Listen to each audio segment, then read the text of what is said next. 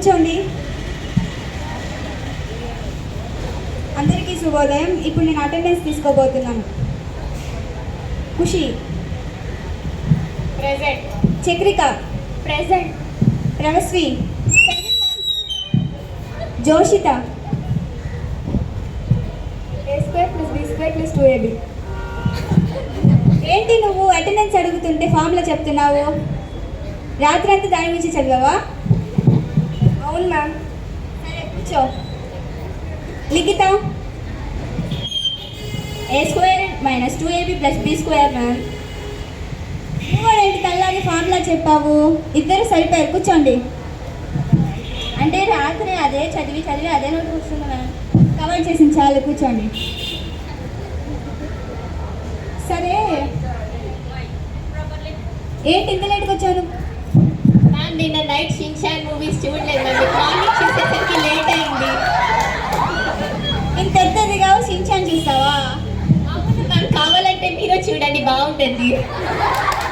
నీకెంత ధైర్యం నన్నే చూడమంటావా? సరే A+B² ఫార్ములా చెప్పు. A² B² A+B² Tom and Jerry వారికి ఏదేమైనా డోంట్ కేర్. ఇదేమైనా పాటల పోటీ అనుకుంటున్నావా? వచ్చి కూర్చో. సరే అందరు మీ పుస్తకాలు తీసుకోండి, నేను ఒక ప్రాబ్లం చెప్తాను.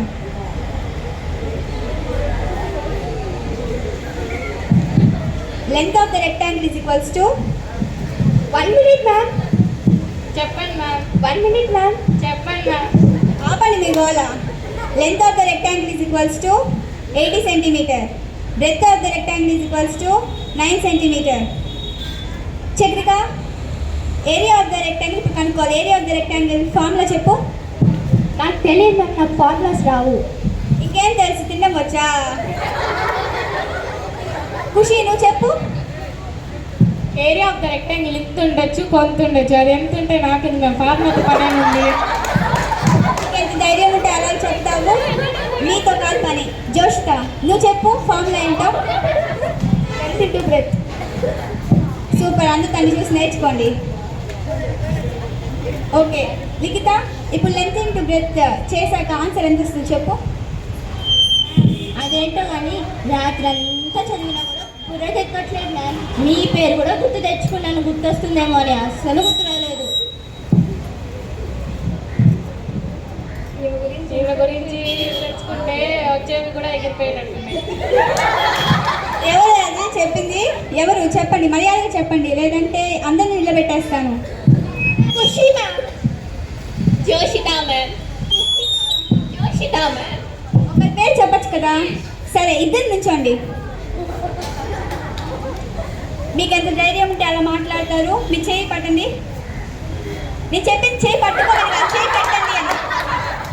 మీతో ఇలా కాదు కానీ ప్రిన్సిపల్స్ అనేది కదా, పదండి. చెప్పిన క్లాస్ చూసుకో.